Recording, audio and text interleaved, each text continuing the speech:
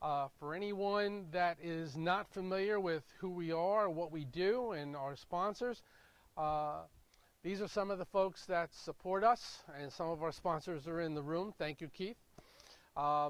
It's just about renewal time, by the way. So if anyone else would like to become a sponsor of these breakfasts, would be greatly appreciated. I think the visibility that we get is probably second to none worldwide. Our attendance is usually about this size or slightly larger in person, and we do move these breakfasts around to different locations. But online, we have anywhere right now from between a couple hundred to about 700, 750 people at the moment, and that audience is growing dramatically every day. Just as an example, our new affiliate in Dubai has about 50 people in the audience right now. So good morning, Terence. Good morning, Dubai. And we'll get to them in a few minutes. So we thank our sponsors for doing what they do. Without them, this wouldn't be possible. We had a slight change in the program this morning. Lars Ling, who was going to be here from Sweden, unfortunately had to beg out at the last minute due to some family issues. I know he's watching. Good morning, Lars. I hope everything is going well. And he may be here for our April meeting. We'll know here in a few days. Lars is a clean tech expert and speaks all over the world on clean tech issues. And he's been a guest here on this broadcast several times, and he always inspires and invokes a lot of thought into what he does. So I also want to make you aware of a conference that's coming up on Monday. It's the Wall Street Green Summit. I happen to be moderating the clean tech section of that event on Monday. It's held down near Wall Street, and there are still some very limited spaces available for that. I spoke to the organizer, Peter, last night, and he's got about 175 people showing up from all over the world involved in clean tech investing, opportunities, companies, entrepreneurs, on very high level discussions. My job at that meeting is to moderate and keep the panelists down to about 10 to 12 minutes in discussion.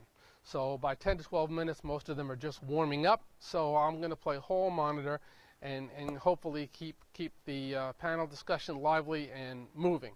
But if anyone would like to attend, time is growing short, so I invite you to contact Peter directly and his staff if you have any inclination or desire to do that. This morning, yes, iCAN has gone through a series of transitions. We have some clients that were with us as Hudson Valley Center for Innovation way back in the dark ages, about 6 years ago. And it's nice to see Lou here. It's a great transition, as we've discussed with my friend Giordano here, who will speak a little later. And we are getting ready to launch our new website, which we classify as a global portal. And we're going to be changing some of our methodology, inviting some memberships and some subscription opportunities. And what we'd like you to do, who's ever watching and people here as well, is to go to our current website and register your emails. Even if you've registered before, if you could do it again just to make sure we've got you and we know what you're doing. It's real important that we do that. And yes, we will have a special gift for you at the official launch. Will probably be in a week or two. We don't know what the gift is yet, but it's like the second son. It will be glorious and wonderful, and you'll get something and it won't cost you anything. So it'll be a good thing. If you could do that, we would certainly appreciate it. The iCAN-Global website, which was Al Garlick here from Accelerator Advertising was silly enough to volunteer to do this with us. He had no idea what he was getting into. And this has turned into a process that has mushroomed, and he keeps telling me, you know, we're not going to make a whole lot of money on this. Yeah, I knew that before we started, but he's done a great job, and we owe him a big debt of gratitude for the work that's been done, because I think what we're trying to do is make this more than just a website. It's a portal of information, of content, of resources, of global resources for entrepreneurs, for innovators, for early emerging stage and mature companies that are looking to grow through professional guidance. And we've been able to attract mentors, consultants, professionals, executives, technologists, service providers from literally all over the world to participate in this process in all these various disciplines. And it's reaching people that don't have the access to this type of knowledge and human resource. That's exactly who we're trying to reach. And anybody here, anybody online, if you'd like to consider, if you think you're qualified to be a mentor to a small company, we invite you to submit an application. Sarah Bird is here this morning. Sarah, stand up, wave your hand. Okay, say hi to the camera. There you go. She's shy. But we've done a lot of work in the social medias, and that's our emphasis. That's where our growth is coming from. And the response has been overwhelming. I think we've gotten well over 100 immediate applications for mentors and consultants. Good morning. And investors, financiers, manufacturing contacts, and it's a growing network. And this growing network is going global, hence our new name and our new website name will be changing as well. The whole idea is to make companies successful, to inspire commercialization and growth. And we want companies to stay where they are, whether they be in the middle of Nigeria or in Ghana or in Singapore or in Wisconsin, and grow their businesses from their location, bringing on jobs, job training opportunities, economic development from where they are. And we can help them globalize through partnering, strategic partnering, wherever in the world it makes sense to do that. So, you know, interestingly enough, we had a fellow call me from Africa, and forgive me, I forget where in Africa he was from, and what he wanted was, he has a promotions business promotions, selling pens and hats and shirts with your logo on there. And what he wanted was assistance in knowing how he can expand his business, because he needs to buy a new van and he wants a larger apartment from which to work from. Can you help me? Well, frankly, that was a little bit out of our realm, but we certainly didn't ignore him. We explained to him that, have you ever used social media? Have you ever used constant contact, emails, to reach out and broaden your audience? And he said, no, everything's been done face to face. Well, I got an email from him about 4 weeks ago that he used email campaign, which he developed, got on Facebook, which he had access to. He has now moved into a larger apartment. He now has 2 vans and has 6 representatives working with him on commission basis in the surrounding areas. And he thanked us for his help. You know, if we can help on that level, you know, we can help a lot of technology companies expand as well. And that was very gratifying, and it was certainly good to hear.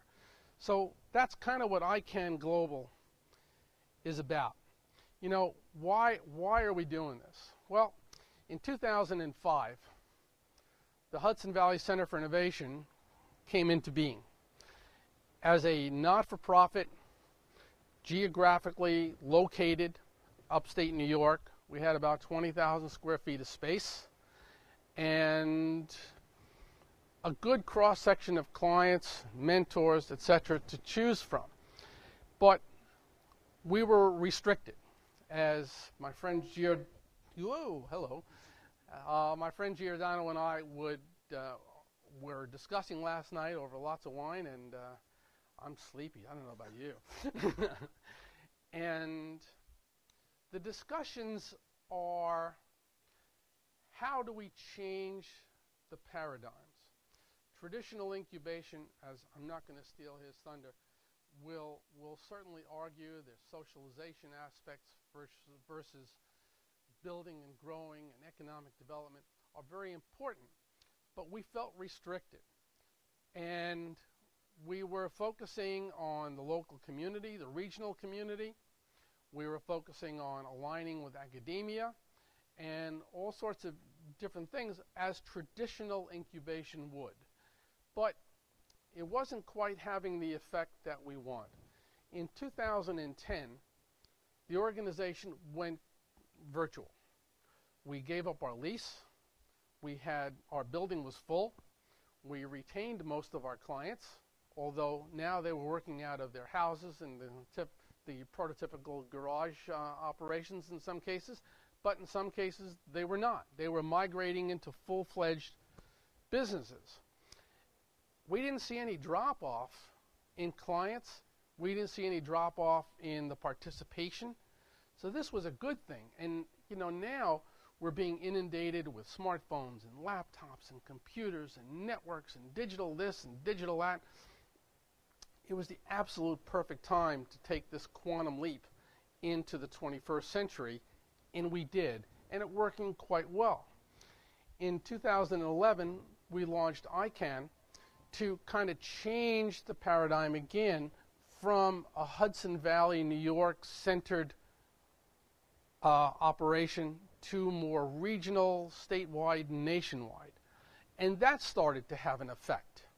So now we're taking that next step in changing the paradigm of borderless acceleration, and we can go through all the terms, and commercialization, and doing this on a global scale.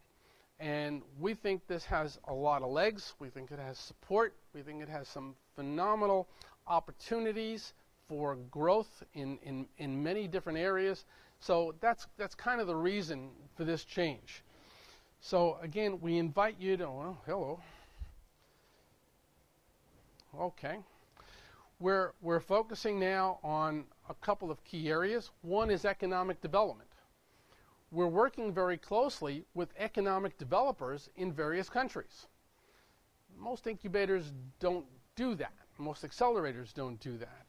And we feel it's a great opportunity for low cost of entry for economic development to anyone that doesn't have an incubator or accelerator in their community. We can also augment the services of traditional incubation or acceleration. And we can add a lot to economic growth within communities. This is kind of what we do, and this is the basis for our existence. So we invite you to join, participate with us. We're recruiting business development specialists around the world. And we can move to the next slide. Oh, that is our new partner in Dubai. Good morning, Terence. You'll be up shortly. You'll find that I talk for a long time when I want to. This is the existing iCAN-NewYork.net site. We would encourage you to visit the site. This is where you sign up, put your email, put your name, submit it. There's no cost. You're not going to get bombarded with lots of garbage. We don't necessarily do that. And join the new iCAN-Global. And yeah, you might get a free gift. We just don't know what it is yet. And when you get something in the mail, or you get something through your email, you'll know what it is. You might know before me. I came across an article some time ago that really kind of struck a nerve with me. And I wanted to kind of share it with you this morning, and once I found out that Lars was not going to be here, you know, it gave me an opportunity to let you know about it. Just, yes, fill in a little bit of time, and that's okay.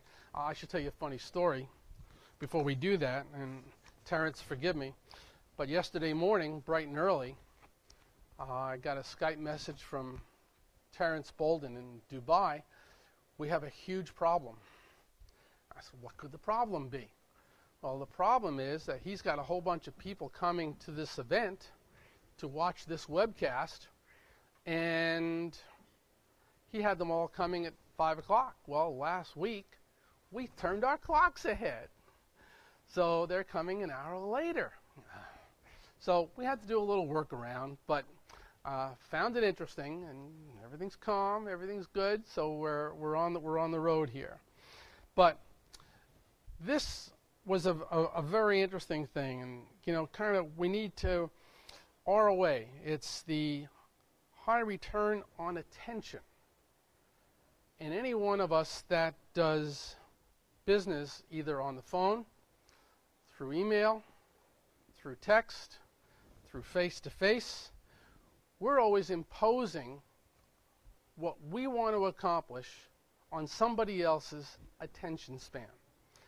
The anonymity of the internet says you don't have to take my call because you got caller ID. I don't blame you.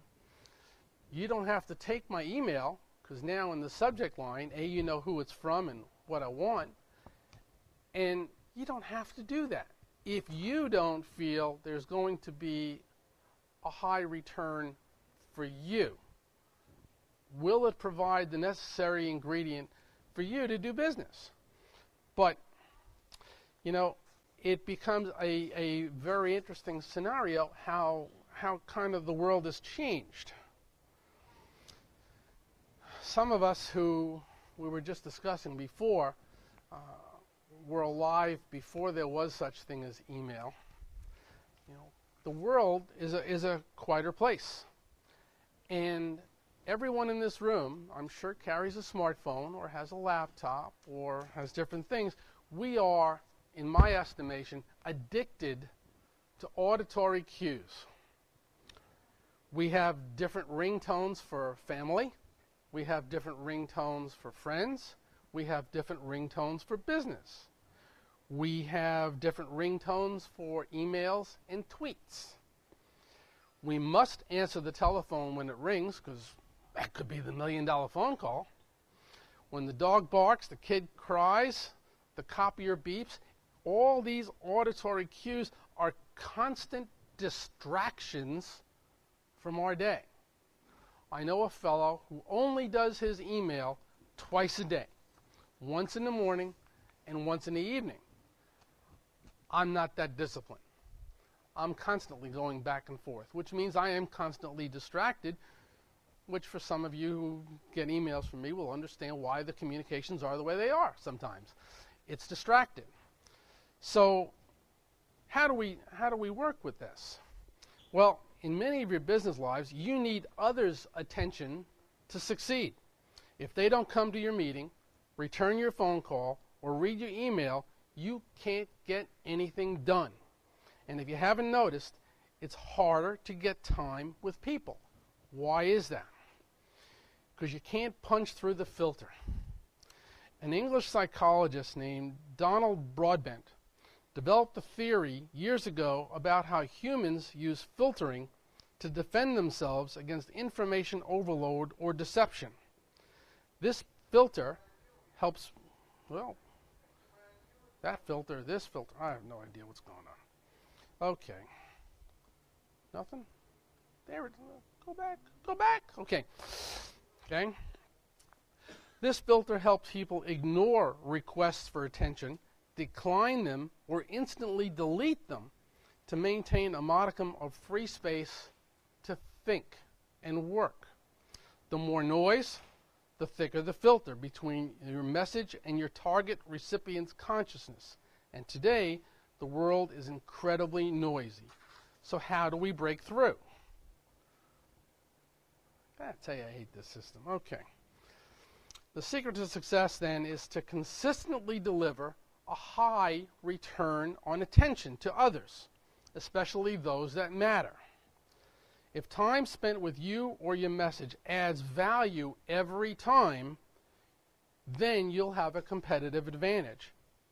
You'll be able to move mountains because people will want to listen to you. How do we give a high ROA? It all has to do with respecting others' time and attention and having a strategy behind each request for someone's time. And we all have to be willing to break those bad habits. Being judicious. Don't call someone just to chat. Have a reason behind the interruption. Don't call meetings just to catch up. Have a desired outcome in mind that helps everyone who attends. When you email or call someone proactively, you're launching an interruption.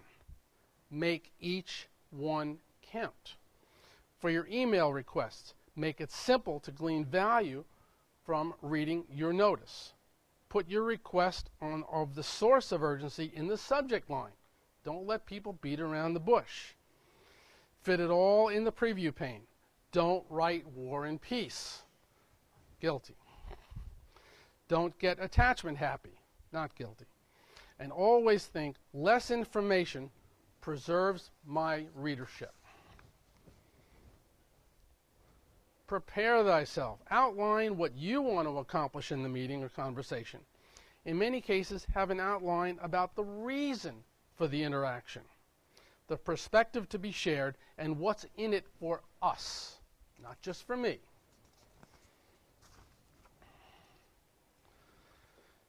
Nothing says your attention is worthless like being distracted during conversations. If you want to deliver a high ROA, don't take a phone call. Don't bring your tablet. Don't bring your computer to a meeting. If you're on the phone, turn it off. Turn off your screen. Turn off your laptop. Give the person you're trying to reach your full attention. Distractions will detract from the message you're trying to deliver. In almost every interaction, especially between smart people, is a pearl of wisdom someplace. If you're listening and paying attention, you'll likely spot it and hold it up at the end as something to go back to that someone said that you can come back and say, this is what you wanted, I presented it, you reacted to it, this is what we can agree on. So in fact, during these conversations or emails, there's something that actually takes place. In almost every meeting, there are action items that come up, especially when you're working on a project or a problem. Never let them fall between the cracks, because soon they'll be forgotten, and the only memory of the meeting is that it was a waste of time. Don't want that. Take notes. During the meetings or conversations, take notes and highlight action items. If possible, conclude the interaction by confirming them, along with their delivery dates. One of my colleagues just walked in, and he is the best note taker I have ever seen in my entire life. Can't read his own writing, but he takes great notes.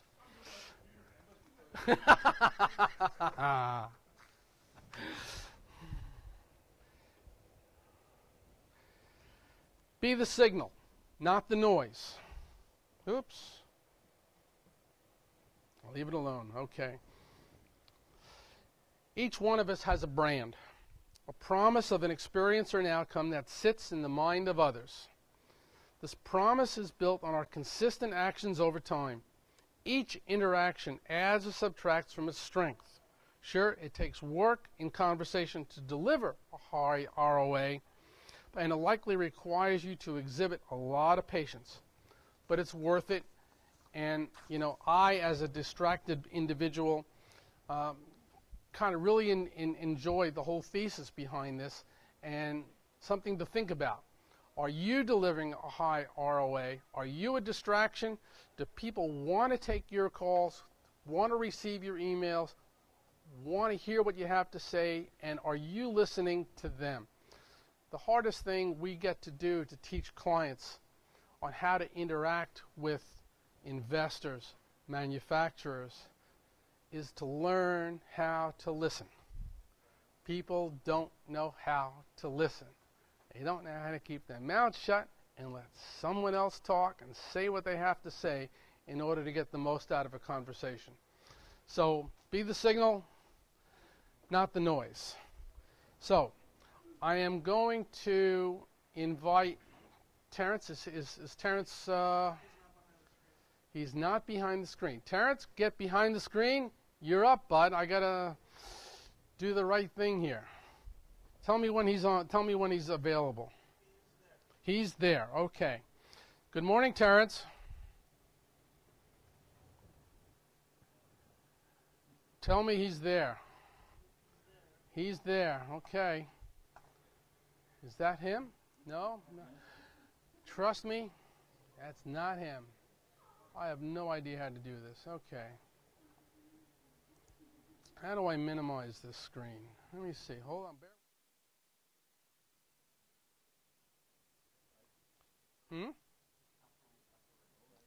I'm trying. There it is. Okay. Now I got to get rid of this. Hold on. I got to get rid of this. And I got to go to... No. Sarah, I need your stick. Where's the USB? That one. Never mind.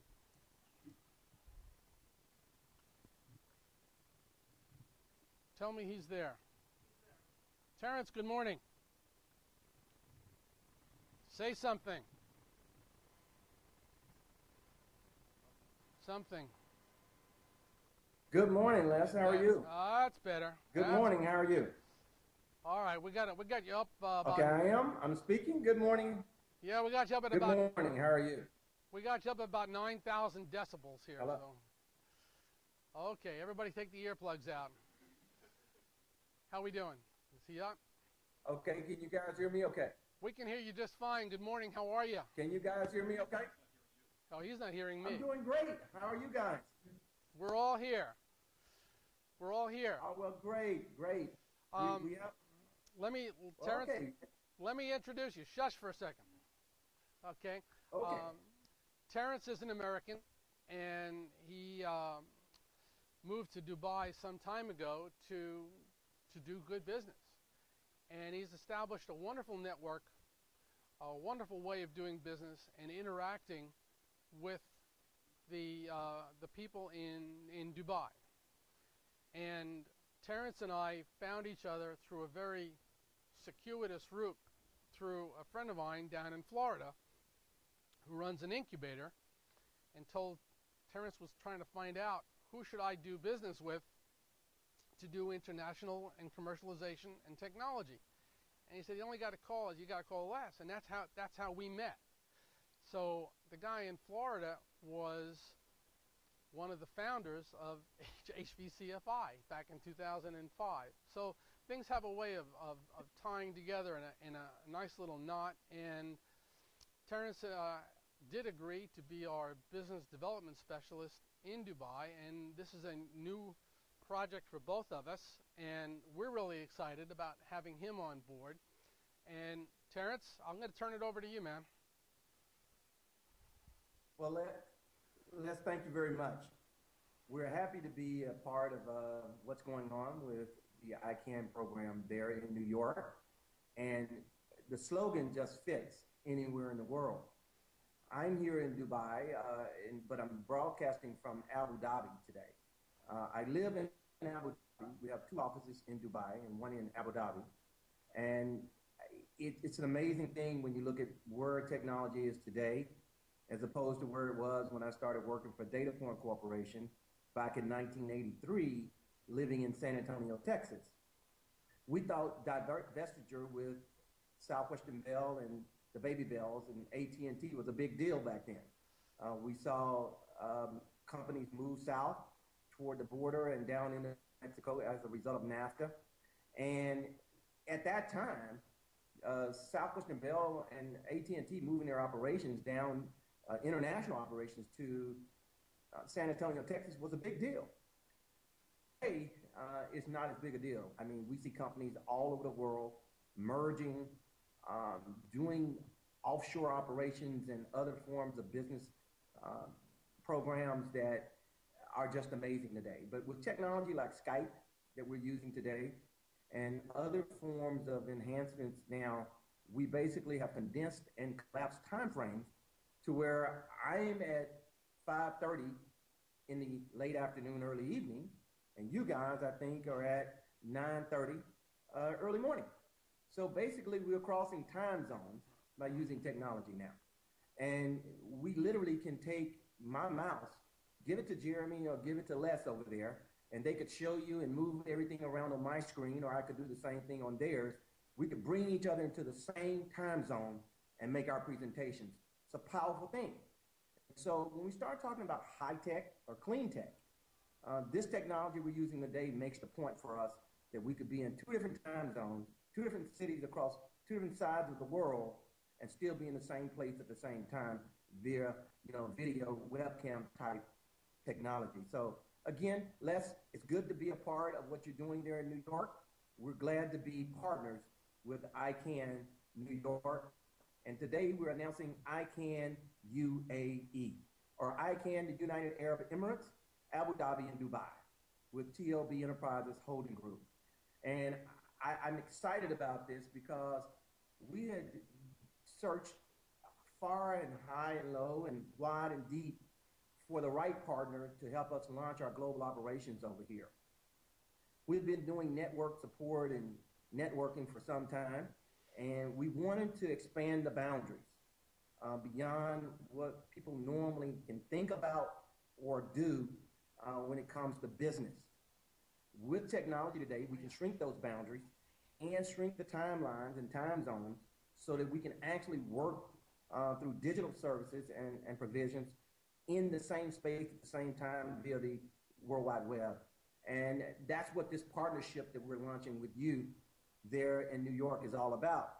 It's about taking the best of what's on your side of the Atlantic and the best of what's over here and putting the two together.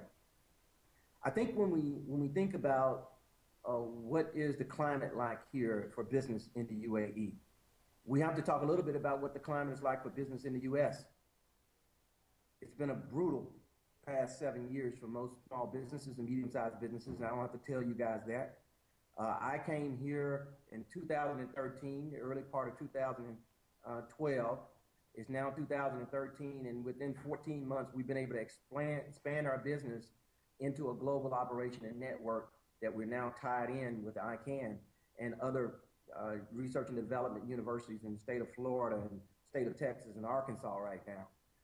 You probably can tell from my southern accent, I'm not from New York. I'm not a New Yorker. I'm an Arkansan. So I grew up in Arkansas, in the deep south, and I'm sure with my drawl, you can tell them I'm not from New York. But I am an American, and I'm proud to be an American. I'm proud to be here in the UAE, in the United Arab Emirates, expanding opportunities for U.S. businesses, as well as opportunities to share what we have by way of technological expertise, advancements in technology, and expanding those boundaries beyond what they actually have here. When we talk about the climate for U.S. business in the United States, we have a deficit problem, obviously, that's been talked about, the fiscal cliff and all these things that are going on. It's going to blow your mind when I show you some of the information surrounding the economic status of what's happening here. I'll kind of make the point for you. There are several places throughout these Emirates. They have 7 or crucial states or states in the United Arab Emirates. And each state is named after, they have the major city named after the state. For instance, Dubai, Dubai. Abu Dhabi, Abu Dhabi. Abu Dhabi is really the capital city of the United Arab Emirates and the capital emirate or state. It is where the royal family resides, but most people have heard about Dubai. Dubai has the tallest building in the world, has the tallest hotel, well, now the 3 tallest hotels in the world, The two largest malls in the world, all within a 4-block radius of each other, just about. They have an intersection where the street, and I kid you not, is made out of marble as well as the curbs in downtown Dubai. Same thing in Abu Dhabi when you get close to the Royal Palace and Emirates Palace Hotel. This speaks to they don't have a money problem here. The problem they do have is the first screen that you're looking at. It's a knowledge gap. This country is less than 40 years or just a bit over 40 years old. And that's, the United States is a baby when you think about world history. But 40 years old? The only place that I've ever been, and I've been a few places in the world, that's ever knocked my socks off the first time I went there with buildings was New York. And I can tell you, take New York and put it on steroids. That's what it looks like over here. It is amazing the kind of building that's going on. In a city of less than 1 million people here in Abu Dhabi, there's over $1.2 trillion worth of infrastructure projects going on. Just infrastructure, not buildings, just infrastructure. Water, sanitary sewer, expanded energy, and those kinds of things. It's an amazing thing to see. But what does that mean for you is the question. What's in it for you? And so I'm going to take a moment here in the first half of my presentation, and share with the audience on that side, and I'll ask you to change your slides as I change mine, and we'll go through this. Here in the region, what we call the GCC region, which is the Gulf Cooperative Council region. Secretary of State Clinton was here before she left office just shortly. Secretary of State Kerry was here just last week. I met with the U.S. ambassador here the week before he was here at a big event called IDEX, which is a defense systems and military exposition at the Abu Dhabi National Education or National Exhibit Center. And it's an amazing thing what's going on here. 57% of the world's proven oil reserves are in the Middle East, North African region.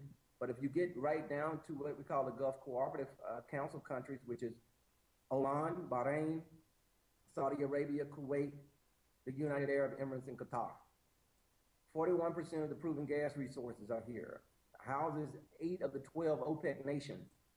They need $30 billion a year in energy for the next 30 years. And right now, they're on course to outpace how much energy they can sell as opposed to how much they're using within a decade. For instance, Saudi Arabia is expected to use 70% of its energy it's producing today within 10 years to provide for its own development. That's going to change the economic model that they're using today in order to build all these things they're building and do what they're doing. So we're going to see a major shift if they don't diversify their portfolios, which they're already doing to a great degree. But it cannot be an oil-dependent nation or a section of the world going forward if we see clean tech coming forward and renewables at the level that we see, especially in the UK and other places in the world. The population that you look at over here is about 0.3 billion in this region. The growth is at about 1.8%. Life expectancy 70 years. Infant mortality rate is about 32 per thousand. And in 2010, look at the per capita GNI. It's amazing. Now, what are we talking about? They have to move toward an oil-free economy over here. As a means to avoid total dependence on oil, the region has changed its outlook. We have 2030 visions, 2035 visions. We have 2050 visions. They're not going to throw the baby out with the bathwater over here and kill their baby, but they are going to have to birth new children for economic purposes that they can really expand their economic model and create a greater resource pool for generating revenue from the different natural resources that they do have. And then looking at the fact that most of the countries here are import dependent on food. For instance, the United Arab Emirates imports 90% of its food. Has very little land mass, and most of it is sand and salted by the Gulf. And the Arabian Gulf is, I walk out of my door at where I live and I'm in the Arabian Gulf. Seriously, I live right on the Gulf. And so it's an amazing thing when you look at just a small strip of land here and the buildings that you see in the foreground where it says towards an oil-free economy, those are real buildings here throughout Dubai and in Abu Dhabi. Dubai is much more expansive and brilliant in terms of the bombastic behavior of building and expanding infrastructure. But Kuwait has got a Vision 35 to expand and dilute its dependence on oil, as well as the Kingdom of Saudi Arabia, which is going to spend $400 billion on infrastructure over the next 5 years. Saudi Arabia, just to give you an idea, committed $100 billion, $100 billion to solar energy alone. Just solar. Not talking about wind, not talking about bios, not talking about anything else, just solar over the next decade to 20 years. So if you're looking for a place to go find an opportunity, that might be one of them. We're talking about billions of square feet of marinas and malls and all the things that it takes to support this, including electricity, that they're going to have to shift some of their dependence on oil and because of the power output that's going to be required to continue the massive growth. In the power sector, you can kind of see what's going on here. 60,000 megawatts of planned power generation. If you look in the Middle East, North Africa, regional power generation, it's going to rise at about 1,523 terawatts by 2013. That's this year. That's not next year. That's not 5 years from now. That's this year. They increased 29.3% from 2008 to 2013. And in the United Arab Emirates alone, they topped 100%, will top 100% increase from 2007 to 2018. From 2005 to 2010, they increased their energy output here 500%. It tells you something about the growth. But what does that mean? It doesn't mean a whole lot when you have the challenge that they have. They don't have a money problem. They don't have a problem with machines. They can buy the best stuff in the world, and they do have it. If you've seen it in Star Trek or Star Wars, they've got it here. You walk through the airport, they scan your retina, they scan your fingerprints, and they got them on file forever, and then they text your phone when you do something wrong, whether that's speeding or breaking the law of any kind. You get a text on your phone saying, pay your fine today or wait 15 days and it'll double. So you kind of learn to go pay the fine early based on the fact that they got you in a network that connects your retina and your fingerprints to who you are. But knowledge is their number one challenge, and they have to bridge this gap if they're going to grow. When you look at education in this region, Saudi Arabia, they established their first major university with a 4-year university system in 1957. 73% of their folks are locals, 27% are expats, just like me. In Qatar, their university system was established in 1977, but look at their situation. 13% local, 87% expats. They are totally dependent on external communities to come in and manage and run their country no matter how much money they have. Oman, when you look at 1986, it's 70% local, 30% expats. So they have a pretty good balance there. But when you get down to Bahrain, it's about a half and half, and they established their first university in 1986. But here in the UAE, less than 40 years old, a little bit over 40 years old, they just celebrated their 41st birthday this year. The American University in Dubai was established in 1995. They have a 13% local population and 80% expat folks. Now, what this says is, truly, they just started to graduate their first engineers and doctor's degree folks in the past 2 to 3 years. Because the first 7 or 8 years were just spent setting up their university system. Now, they've had institutions of higher learning here since the 1960s and 70s, but not true university programs like we see in the United States. That happened in 1995 here. So I've been out of school longer than they've had their longest university, folks. That's pretty amazing. So most universities and engineering institutes are fairly recent. They don't have a mature knowledge and skill level. It's going to take years to develop that. And the dependence on expat skills and knowledge as well as businesses is almost total. So knowledge partnerships, like we're doing with the iCAN program in its businesses. Les, how many businesses do you have there in iCAN? Okay, I think we got a place that these 28 businesses can go to work over here. When you look at the situation with engineers, managers, energy sector in the region, they're just not that many here local. Now, you do have the big boys like Siemens. You can go to the next slide for the big boys like Siemens and you know, GE and all those guys. But when you get down to the medium and small size business sector, not very much there. You know, we go through, we study best practices and take you all the way through the feedback loop and we improve and replicate the knowledge and the information about the market here.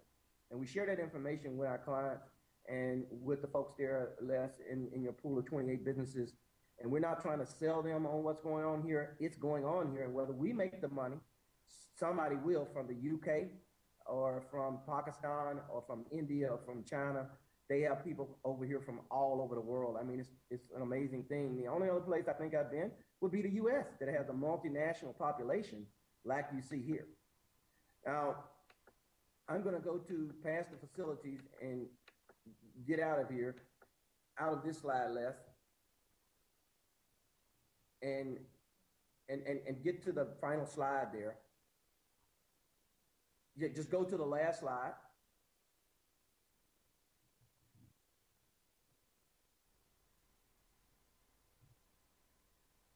Okay, right there. The gentleman that you see in that picture, his name is Terry McDonald. He's from Alabama. We were in a smart grid masterclass back in October, which was the first class that was offered here in the UAE for a smart grid class. And that was done by my good friend who owns the Powerful Solutions Group, who's a business partner of mine. And I'm showing his slides today because he's collected great background information for you guys. The thing that we say is that talk does not cook rice over here. Even though this is the UAE and it's an Arab country, there is a Chinese proverb that fits. We have to deliver if we want to satisfy the customers over here, because they do believe in paying for what they need, and they pay well. And if there are businesses in the U.S. that we can help migrate over here via the internet or locate over here to move their product or services, if it's a manufacturing plant, they more than are able and willing to connect that to investors, business support systems, economic development groups and organizations that can help support that transition for a U.S. business over here. We just have to do the pre-qualification and the vetting and to make sure that it's a good fit and that what we're trying to do over here matches up with you and does not cause a business problems in the U.S. by trying to get off the ground. There are a number of programs that the U.S. Small Business Administration, other programs with the Department of Commerce that we've already worked through, and with the U.S. Import-Export Bank that connects to the Royal Family's arm of investment over here called Mubadala, and Arabia, which is several of the large investment houses on this side of the world that are willing to invest in a project like this. So we're looking to expand the boundaries. And that's the end of that slide. And what I'd like to do is talk a little bit now about going beyond the boundaries. Are you able to pull up the website and the PDF file?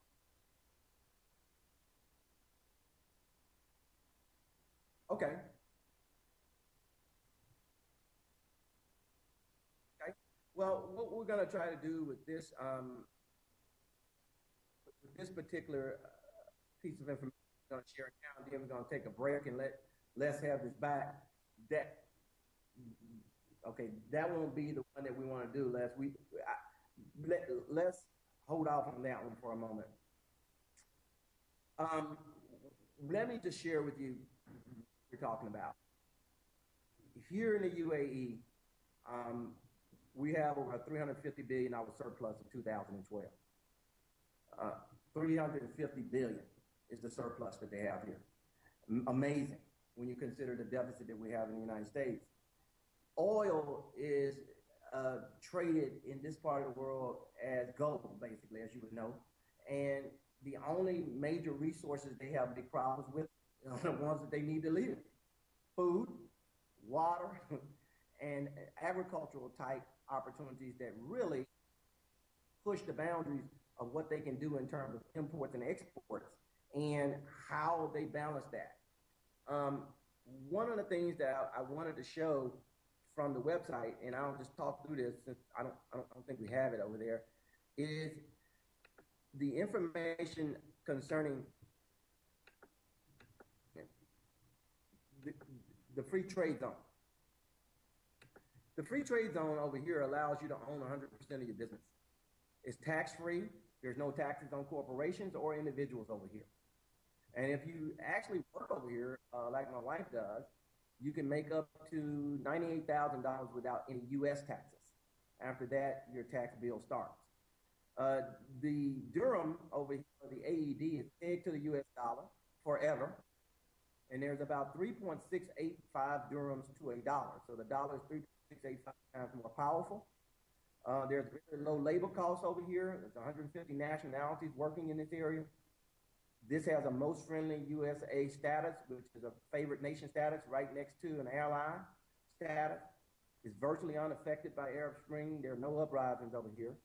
It's a natural gateway to the Middle East and North African markets, into Turkey, Azerbaijan, and all up in that area. And they have a world-class infrastructure that can support any business in the U.S. So they've done the work with Siemens, GE, the other big corporations to put in the broadband networks, the high digital networks, the infrastructure that you need, the expressways, and the building and support that you need. It's amazing what kind of service that you get over here. But this makes for a good fit for U.S. businesses. The largest gross domestic product in the Gulf Cooperative Council region is here in the UAE, larger than Saudi Arabia, believe it or not. There's over 6,000 small and minority enterprises here from 106 countries that are located here over the last 10 years in the free trade zones. That's an estimated 40,000 U.S. nationals that reside in the UAE, with about 3/10 of the live population made up of U.S. Citizens. So that's a pretty large number. It's one of the world's largest and fastest growing free zones since 1985. The JOPSA free zone is spread out over about 30 square miles and is home to over 6,400 companies, including 120 Fortune 500 companies and global enterprises from across the world. Contrary to popular belief, the UAE is one of the most diverse societies in the world. It simply is unmatched in terms of a 4-year growth spurt that we've never seen before in history. It's unimaginable what they've done. Now, what we try to do is offer opportunities to businesses like on your side, there in New York, to connect to opportunities here and needs they have here to expand the boundaries, not just of our thinking, but of business opportunities. And so we believe there's a good fit here to do that. And what we've done is to look at 12 cities in the U.S. that we can take these opportunities to, call Business Beyond Boundaries. And that's what we're going to talk about, is our networks for you with iCAN and with TLB networks for you over here. And we'll talk about that when we come back from the break left. If we can take a quick break, we come back and talk about the networked opportunities and get down into the numbers for businesses over there that are sitting in the room with you, so we can start matching them up with some of the opportunities over here, and they can begin asking some questions about some of the things that we're talking about. I don't want to bore people with too much information and throw that at you. You're not looking at the presentation that I have up. I apologize for that. But when we come back, we'll go through a couple of opportunities to look at some specific data and information related to clean tech and high tech sectors that need help in this area. So Les, if you would, you can take it back to New York, and we'll listen to you a bit over here in the UAE. Found somebody that talks more than I do. It's good. Okay. I got to just fast forward just a little bit. Just give me a minute. Jim, tell me when I'm getting close. There you go. Okay. How did you know? Wait a second. Now, where did it go? Give me a... Okay. No, I got it right there. Okay. What I'd like to do now is introduce a guy who's becoming a good friend, a good partner, a strategic partner for us, for iCAN, who also wishes he didn't volunteer to be one of our advisors, probably. Never the case. Okay. And Jim is going to, he developed an organization called the Clean Energy Alliance. And you give me too much credit. I picked it up. I know. It was in the works. And what I'd like to do is ask Jim to give us an overview of CEA and you can move the screen by just going like that. I And saw how well that worked. struggle how you will. So, Jim Grolinger. Good morning, folks. Jim Grolinger. As a result of the presentations and discussions we've had already, I'm going to start with a few personal observations and comments that don't relate to what we'll get into, but take just a few minutes. First of all, picking up on what Terence said, you can probably figure out I am not from Arkansas. If you can guess where I am from, but it's certainly not Arkansas. Les was talking about the challenge of attention and phone calls these days. I have found that, in fact, the telephone usage has changed drastically, at least in my experience, where it used to be phone calls all the time. And let me put you on hold because I got another call coming in. Now, the phone only rings when you've made an appointment by email. Just random phone calls, I find, are almost completely non-existent now, other than telemarketers, bill collectors. So, you know, where the telephone used to be a much more integral part, and I used to keep a steno pad at my desk and keep track of phone calls in and out and times and things. Now the email strings have become the natural log. And again, telephone has, to me at least, greatly diminished, other than the fact that it's used for so many other things now. Now it's not a phone, it's a device. It's an appliance, and it serves lots of functions, some good, some bad. But I also find, and particularly watching the way my kids and my grandchildren behave, that kind of the oral communications are diminishing. And both oral and, because of the rapidity of the electronic media, written skills are declining. And just simple grammar is in my mind, disappearing. And I think it's awful. You know, I find things replete with typos and grammatical errors, and they bug me no end. But kind of seems to be the way of the world. Les also talked about meetings and bringing value to meetings and using people's time efficiently. It reminds me, a number of years ago, I was an officer of a company that built an oil refinery up in Albany, New York. And one of the things that had always bothered me before having the ability to build this new facility was you go into meetings and people would sit back on the chairs and have their coffee and relax and lots of conversation, and it'd be a while before you got down to the topic, and you might run past the deadline time, which reminded me back when Continental Airlines CEO, he used to require meetings to be scheduled. He said, we can schedule meetings just like we schedule airlines and airplanes. There's a start time, there's an end time. If the meeting doesn't end when it's scheduled to end, you can leave. If we haven't ended it by the time we said, we've blown it. Just like if the plane hasn't landed when it was said to land, we've blown it. I don't know what time we're supposed to end today. No, same plane. Oh, sure. So what I did for this office I built was a conference room without chairs. It was a stand-up conference room.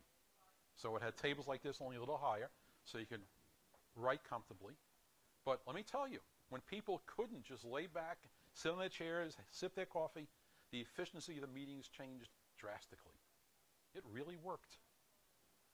I haven't had the ability to build another one since, and I don't see many of them. But just as an observation and an idea. Listening. One of the things I've learned about listening and speaking, you know, everyone likes to talk. But you don't learn very much when you're talking.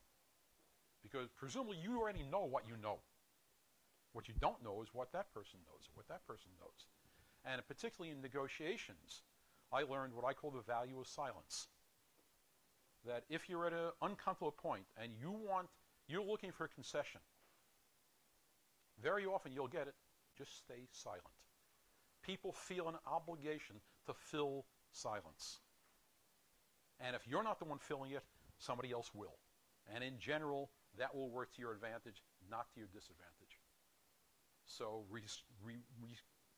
restrain yourself from feeling the need to fill the silent space. And last observation, Terence was talking about time zones. Thinking about back in the earlier days of cell phones, and I was working for a company. I was living in South Florida.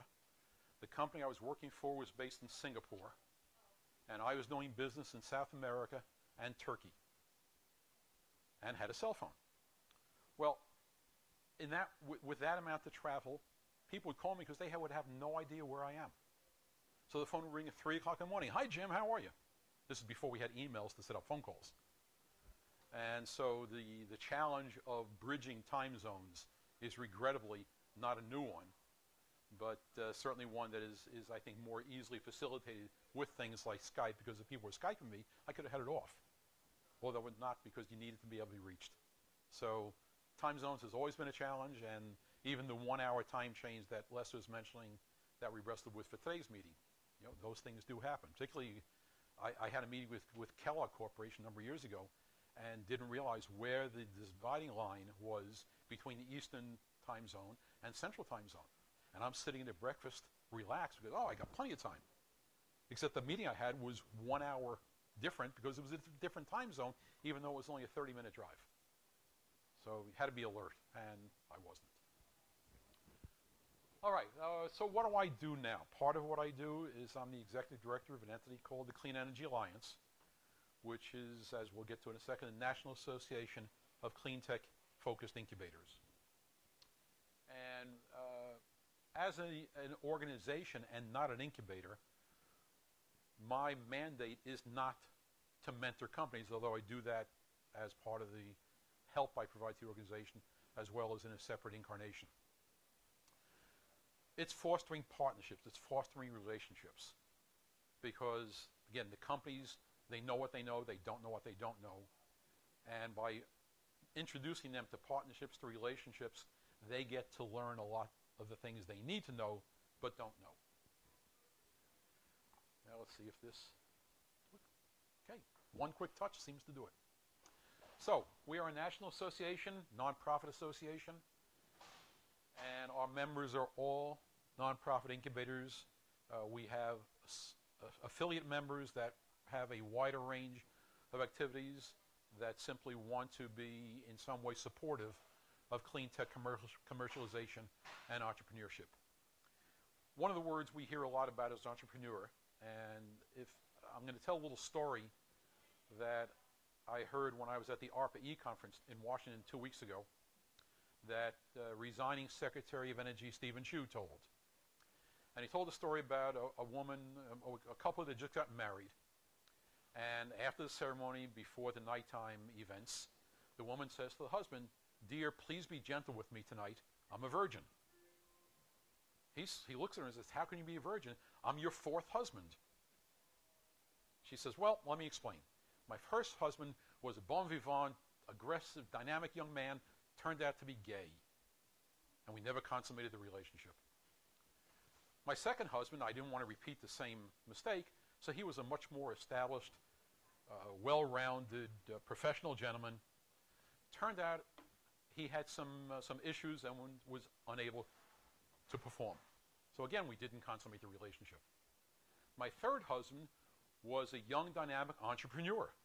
And every night, he would sit at the end of the bed and tell me how great it was going to be. One of the challenges for entrepreneurs is stopping telling how great it's going to be and making something happen.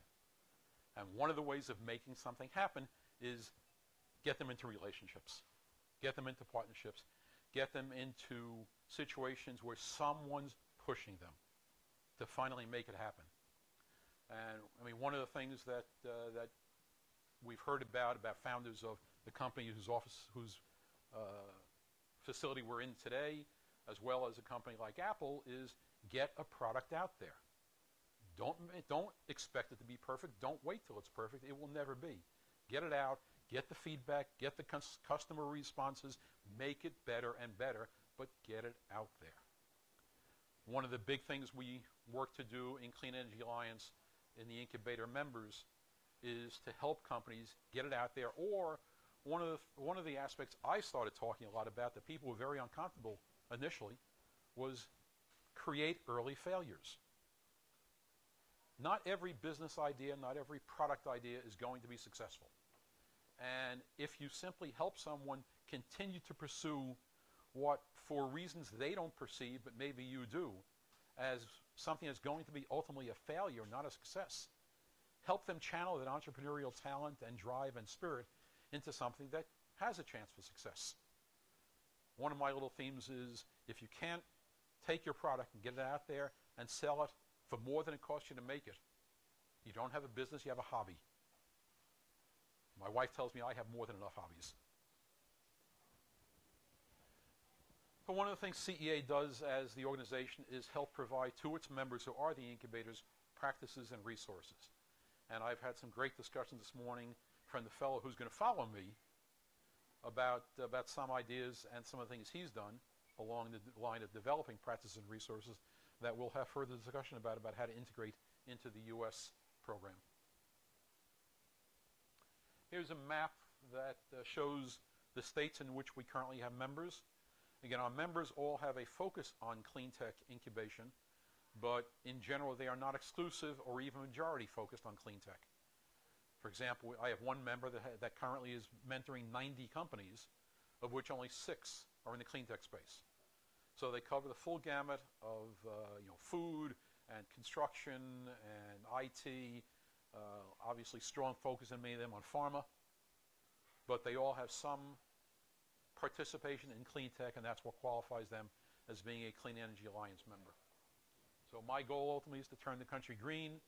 Currently in discussions with potential members in South Carolina, in North Dakota. Obviously the upper Midwest and Northwest is an area in which our membership level is weak.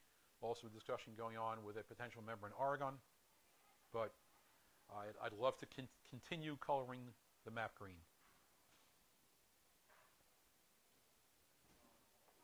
Again, talking about the fact that we are a collaborative and partnering organization, this gives not an org chart per se, because virtually, nearly if not virtually, all the relationships here, as shown, are voluntary.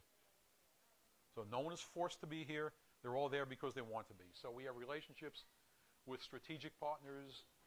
NREL, the National Renewable Energy Laboratory, was one of our founders. Department of Energy we work closely with and are just wrapping up a program that I'll take a moment to describe in a moment.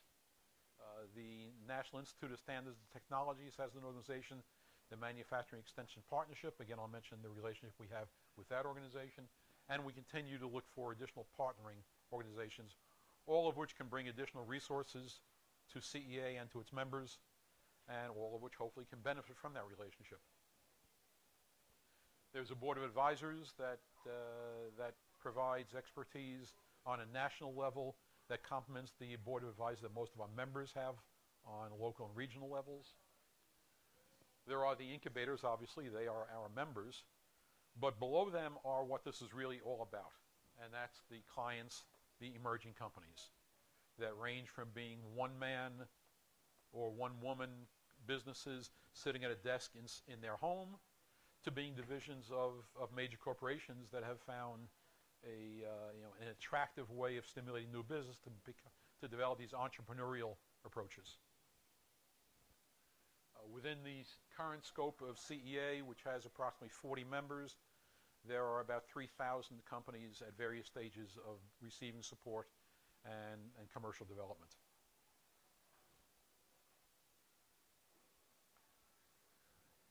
During this summer of 2010, responding to a frustration that someone in Department of Energy was feeling, where they were in charge of the Department of Energy's what's called SBIR program, Small Business Innovative Research Program. And he was frustrated by the fact that companies were receiving awards, but didn't seem to be advancing very well in the commercialization path, and believed that it was partly the tunnel vision effect, and really lots of entrepreneurs, lots of technology developers don't know a whole lot about actually making a business and commercializing. And so he formed with Clean Energy Alliance something called the DOE CEA Partnership Program, which, with a grant from the Recovery Act, provided a means for CEA members to work with emerging companies that had received prior federal support and see if we could help accelerate their commercialization. So in that program, 23 CEA members worked with 43 companies. And I say the results are being gathered. We'll talk briefly about some of the results. They're actually pretty nice to talk about. As we were pursuing that partnership work, one of the realizations that dawned on us was that within the scope of the members, there was expertise in virtually every professional and technical area you could think of, ranging from professional services, technology experts, lawyers, accountants, et cetera, et cetera. But most, if not all of the companies, and it's only most, would at some point have to make something that they would have to sell. And we found that while we had manufacturing expertise, it wasn't necessarily as strong as it could or should be. And we were introduced to and formed the relationship with the NIST Manufacturing Extension Partnership, which is a already existing network of centers of manufacturing excellence around the country. There's about 60 MEP centers, so some states have more than one. And through that cooperative relationship, we found we can bring to companies that are starting to approach the need to think about how to make their product, we can bring real manufacturing expertise that helps them conceptualize and ultimately do their manufacturing in a much more effective manner than was otherwise happening. And through the DOE-CA partnership program, we actually have a couple of real-life examples of how the cooperation between CEA member and MEP has fostered much greater efficiencies and an accelerating success. This is just a sampling of some of the successes that we've had. One of the challenges in incubation is how do you measure success? And I'd say there are, at the high level, two big challenges. One is you don't have what I call the but-for case. If it wasn't for the input of the incubator, would the company have done worse, and therefore the incubator helped? Would it have done better? I mean, it's possible that they would have done better without getting the expert advice that they got. So it's hard to measure objectively, did they do better than they otherwise would have, but you can look at what they did. But the other challenge is many of the effects of incubation are much longer term than most programs have the patience or the ability to measure. It is often the case that the input received from expert mentors and incubators doesn't really show for 2, 3, 5 years out. Yet no funder and no sponsor and no partner generally has that kind of patience. And so you strive to look for much nearer term measures. And there are some classic measures. And for example, incubators often talk about how much money was raised by their clients. But that gets me to, was that more or less than they would otherwise have? So these are some examples, and separately, if you like, I'm not going to go through the details here, but they are some notable examples that show results that have happened in just the course of basically a year or less since the mentoring programs started winding down. Lastly, we are a national organization, and so we look at opportunities for relationships, for sponsors, for sources of practices and resources that are broader than our members can, who are always local and are sometimes part of regional networks. And so it's kind of an implementation of we think globally, but help act locally. And I thank you for your time and attention. That's an introduction to Clean Energy Alliance. And since I was getting as well the wrap up from Les signal, Les, I turn the table back over now to Les. Thank you. Nice work. Well, there we have Clean Energy Alliance. And thank you to Jim for doing the presentation on short notice. I appreciate it. Good job. Without any hesitation, I'd like to introduce our featured speaker this morning, Giordano Dicta from Business Incubator Magazine and the European Bit Network. And we're going to have a couple of copies. This is his magazine, and I think the really great part about this magazine and the wonderful See, I got an article in there. See my smiling face. So I'm going to turn it over to Giordano. Presentation on. We'll get it. I'll get it. I'll find it somehow. I don't know how this works. Ah, that makes two of us. Hold on. Okay. Introduce yourself and. So while we look for the presentation, which should be Which one? this one here. That one. Yeah. Okay. Just an introduction. I happen to be here on vacation. That's my and I met Les. You mean you didn't come special for me? No, I did not. But you didn't work hard to convince me to come here. Where you based? I'm based in Brussels. Thank you. And I have a full-time job at the European Business Innovation Center Network, which is the leading network of innovation-based incubators in Europe. And with words that I've heard today, I have a hobby right now, which is the Business Incubator magazine, which is hopefully going to turn out to be a successful business, but it's an adventure that I've launched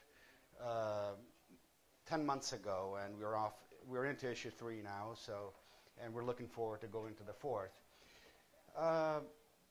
Just when Les called me, I was trying to understand what actually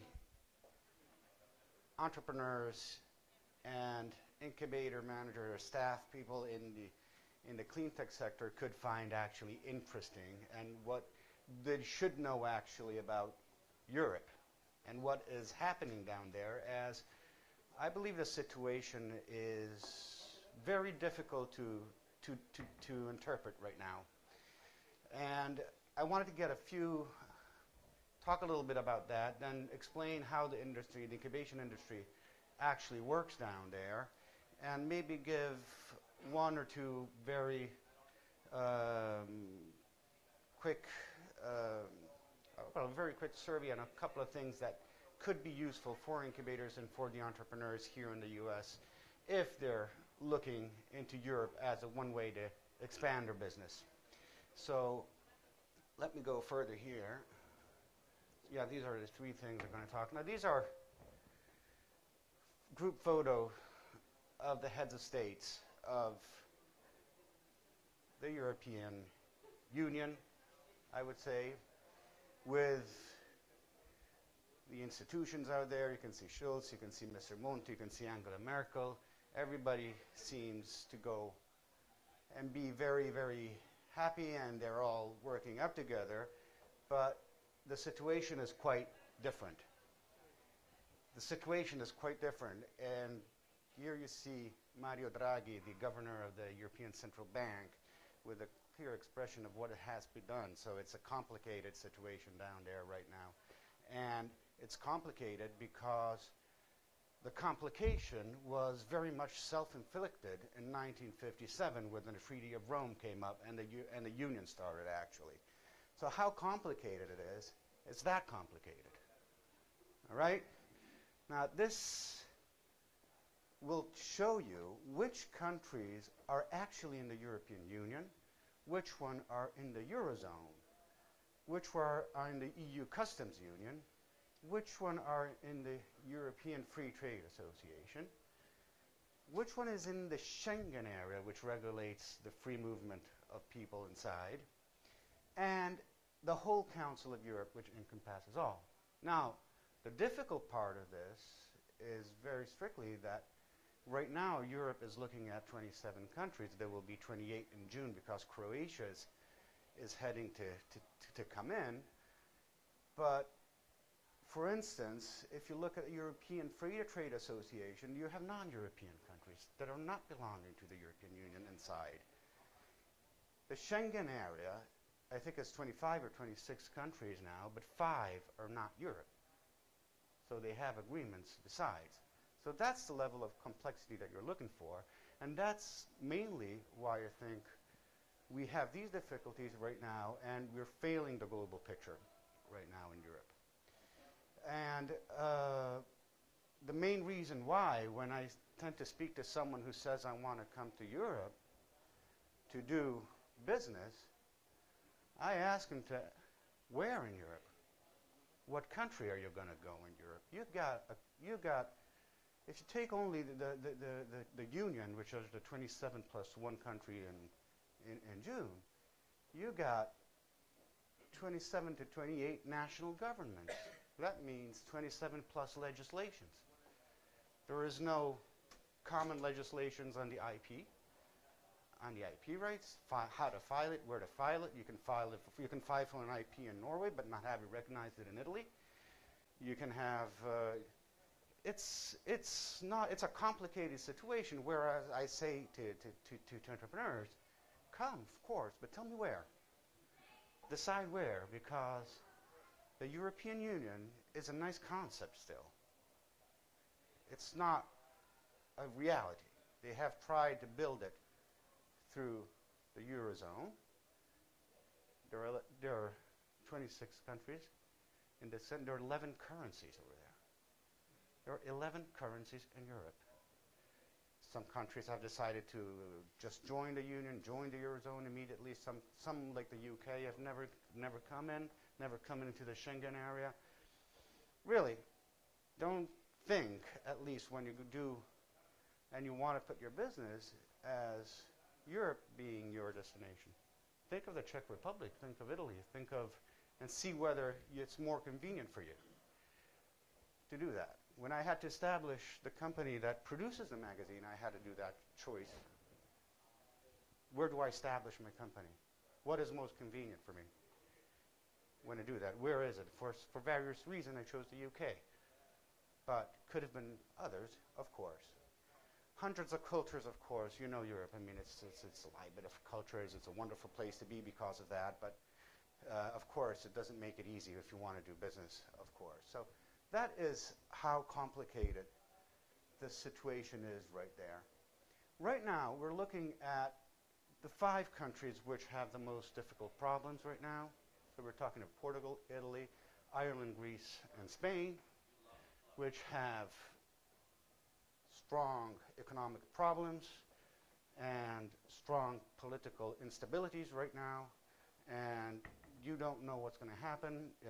In Italy, it's very likely that there's not going to be a government very soon. We'll have to do elections again. In Greece and Spain, the situation is really, really bad. We are looking at a suicide rate of 2-3 people a day just committing suicide because they cannot face their living standards. But these 5 countries alone represent 26% of the consumer market of all Europe. So it's very difficult to let them go. It's very difficult when 40% of the businesses are placed, of the small and medium enterprises are placed in these countries. 130 out of 500 million people live there. It's a vast market. It's a vast market, and it's very difficult to let them go. Whereas you have countries like Germany, UK, and France. Well, France has its economic problems, but at least it has a political stability right now, where I would say that maybe these are the most virtuous countries right now. They represent 28% of the EU business-to-business market. They represent 42% of the EU consumers. There's a big clash. There are countries that do not want to pay for other countries' policies and mistakes in the past. And it is creating a wide problem right now. So given this, the main question is, why is Europe working anyway? So what is happening in Europe is that although my feelings, and this is my personal feelings about it, is that you might, and it has been demonstrated in some countries, you might even survive without a government. Let's not forget that Belgium has not had a government for 2 years. Okay, it had broke the record of Somalia, and hasn't had a government because it was impossible to choose between the various factions. What makes Europe work is, as I call it, the small fish. Is the myriad of small institutions that are, to some extent, of course, politically influenced, but that work in the intermediate zone. And in the entrepreneurs arena, I would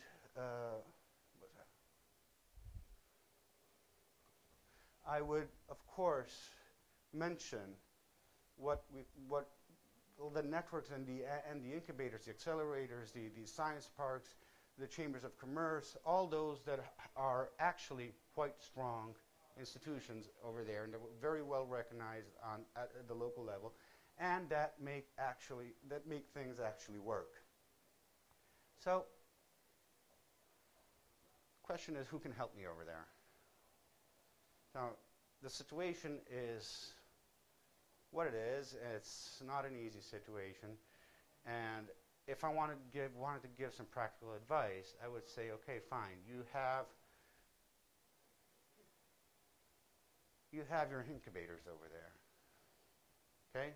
You do have a set of organizations, and this is how the ecosystem over there works, where every country, more or less, has his own incubation network, or science park network, or an organization or network of institutions which could help, for the good or for the worse. I mean, I'm not giving comments on who does what and how they are, but here there are a few of them which are the Austrian ones. The UKBI is the UK Business Incubation Association.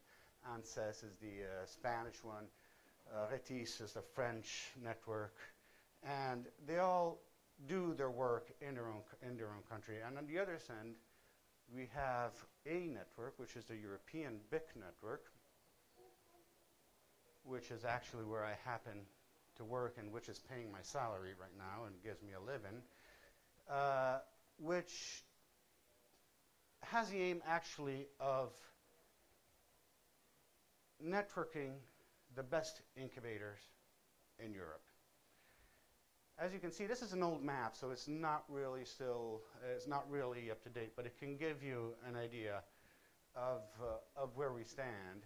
And we are very strong as a network in the old, let's say, countries where the structural funds were actually providing the first funding for the incubators. So I'm talking of France, Spain, and Italy. And we have good representations in the eastern part of Europe, not so strong in the northern countries besides Finland. And as you can see from this map, we are starting now to have a global outreach.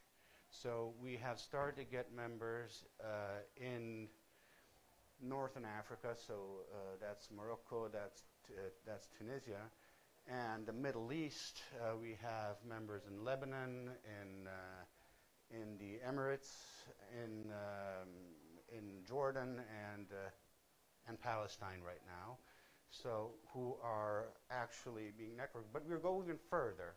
We have seen the necessity of connecting with incubator networks and incubators which are even much further away. So we have done some work in way out of Europe. We'll tell later where exactly.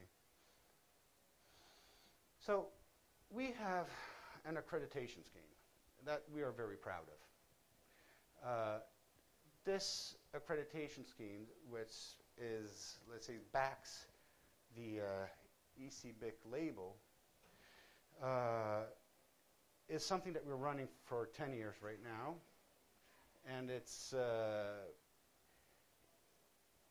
we're very proud of it because through this, we make a selection of what we feel are the best incubators in Europe that are willing to join our network. And here you can see a few, well, this is the typical deal flow between 2010 and 2011.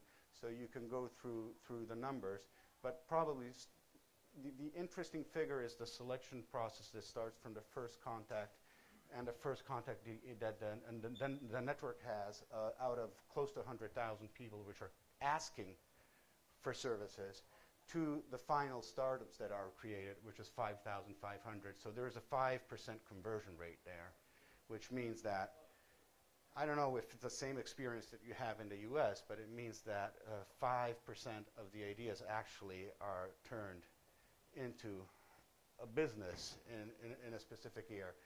And that means that there is a selection process which is very, very hard and very, it's a very selective process actually. And that I think we can justify through the selection process the survival rates that we measure over there. So these numbers come from 10 years of assessment that we do every year. So every year we set out, we ask our incubators in the network to fill in a questionnaire of 170 questions, and we get that data, and we're able now to provide these figures, which are, I believe, quite realistic. And through that, we deliver all type of services going on to benchmarking and so on. It's like the 150 incubators that I'm talking about has raised 300 million euros for companies. That is the breakdown. Now that 50% down there is quite worrying because I just put it under the category others. Now when the 50% is others, you want to really understand what's in there. And so I just made a few questions, and that's mainly governmental grants to entrepreneurs. So you can see that anyway, going up, region governments are still supporting through grants and through grant schemes, through the incubators in Europe, the incubatees and the selected companies. Typical physical incubation. Here I have to be very aware. For us to be part of a network, you don't need to have a physical incubator. And I strongly agree with Les here on the fact that virtual is a reality and virtual is a real possibility. I'm not saying that they're not useful anymore. There's some specific conditions where incubators are useful, but you can see the trend in the last year of the average occupancy rate going from 78 to 63%. So that probably is also an indication that you really nowadays need less of physical infrastructure, and what you really need is strong soft support. The average incubation time has also gone down from 3 years to 2.5. So that also is another indication to show us that also our incubators are thinking actually of going virtual. And these are the figures for the value for money, which is quite an interesting figure. I mean, and if you consider 10,800 euros to create a job through an incubator, that's really cheap. That is cheap. And I want to get back to what previous speaker was saying about the fact that, and I agree to the fact that there is a difference in the, I say, in the time perspective that a politician has, which is midterm, is 4 or 5 years. You got to get reelected, so you want to show that you have created jobs in 4 or 5 years, and the long term that is needed to create those jobs in an incubator and to show for actual results. Now, this is an interesting figure because if you compare that figure with, let's see, average. The Eurostat, the European Union, creates statistics every day and every year about the labor statistics, and I was able to show that the tax inflow for 1 year of those jobs created in average in Europe is 9,300 euros.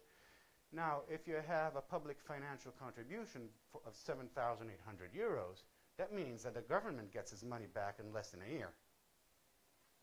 That's exactly it, which is quite good. And that is only counting the income tax, the European income tax. Now, they're much higher than here. I mean, I pay 48% of income tax, so it's one of the highest in Europe. But anyway, it's an interesting figure. If you span that out to a 10-year time, the ROI builds up to a figure between 8 and 9. We pay $35 that's different. But you know, an ROI of 8, 9. I mean, I would invest my own money if I'd find something like that. Huh? I would actually do it. So that's an argument which we can actually follow up if you have to convince your local stakeholders to put money in here, to put funding. And I believe that public funding in the incubators is necessary. I strongly support the private part of it, but I strongly believe that incubators are fostering a public sector mission. So there must be some funding coming from that because you're doing good to the community that you're supporting. So that is one of the arguments that we're starting to use in Europe to convince people. So this is the label that we are managing. This is the BIC label. BIC stands for Business and Innovation Center. So our incubators are only those who concentrate on innovative businesses, and we leave the definition of innovation to them, so because they know what's innovative in their territories much better than we can do at central level. But we screen a lot of stuff. We screen every year 152 incubators, so we get those questionnaires, we look them one by one, we look for consistency. If we are not happy with them, we go audit them again, and then we might delabel them, we take away the label, and we might give it to them. But it's a very powerful tool because it creates a strong sense of community. And it's all about building trust. Okay, so it's all about that at the end. It's the fact that you are an entrepreneur and you want to go where you can get the best support and where you can,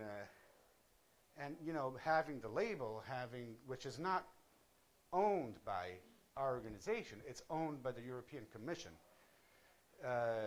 gives them a sense that they have been screened, they have been certified, and that they're more likely to get serious support than elsewhere. So these are all our head of states.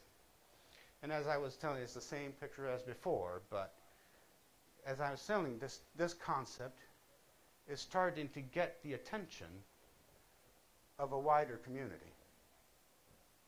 So it's starting to get the attention of countries which are actually in the global outreach of what the European Union is following. So that's where we're going.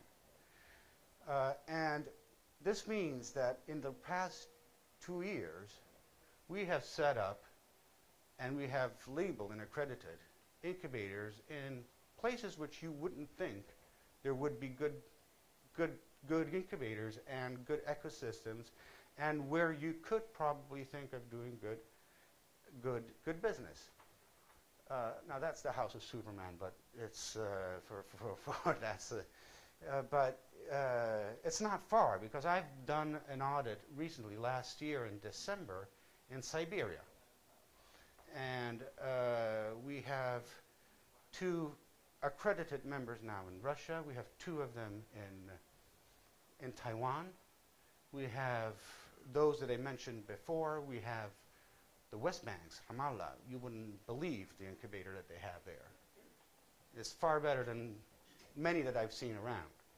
So the fact is that this type of exercise that we're trying to do to reach globally is asked by our members, by our European members. We say we want to send, and we want our clients to do good business abroad, and we want to do them with those that have been screened by you, because we know that they're going to be serious enough and that we're going to get that attention.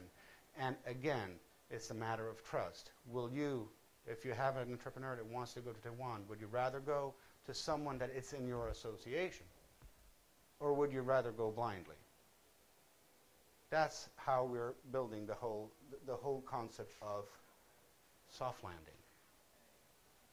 So very different from what the NBIA does here, of course. We have built a club of soft landing members which enables short-term business support from entrepreneurs coming from any country where there is one of these incubators to receive the same type of support in the countries where they want to go. So very simply, if I'm in France and I want to go to Germany, and I have that, and I know that I have a member in this club who has been quality screened by my association in Munich, where there is a very good incubator, by the way, these two incubators will start talking, and at a certain point, they know that the entrepreneur has to fill up a profile and everything. There is a web portal that does everything, and that's being structured.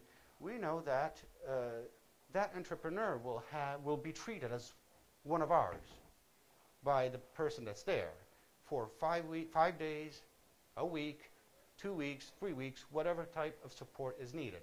Logistically, very simple type of support. You have a working space for you, and they can set up business meetings for you.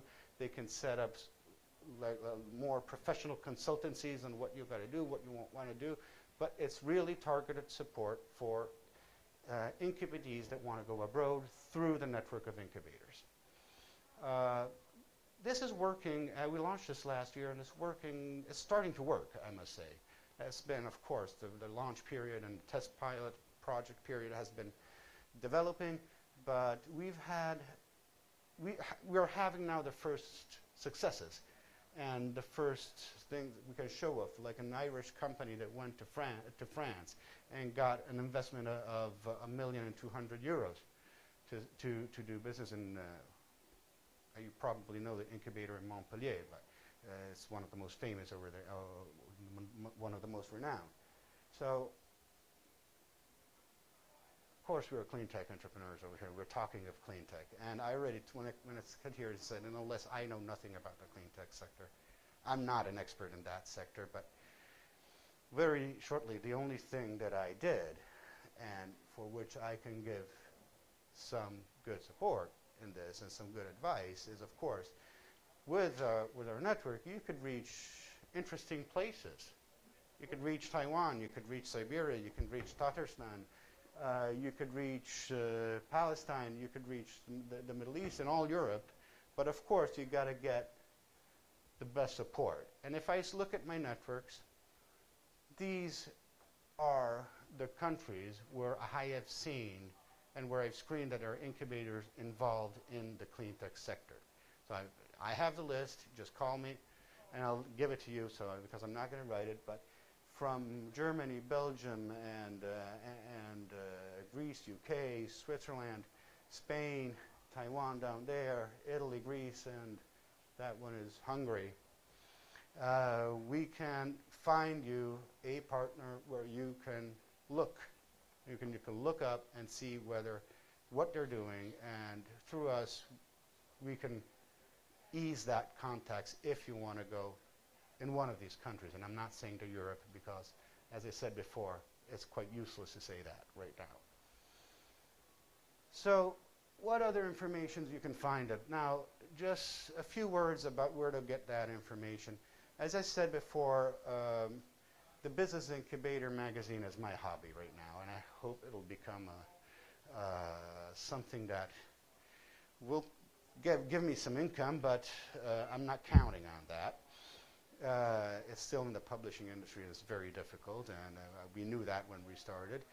But we felt, and I felt personally, this has nothing to do with a network that I work for, I felt personally that going around in conferences around the world and the NBIA, EBN congresses and all over, that a global media publication was actually missing, that would actually be the one that would help practitioners understand what's going around overall in all the world.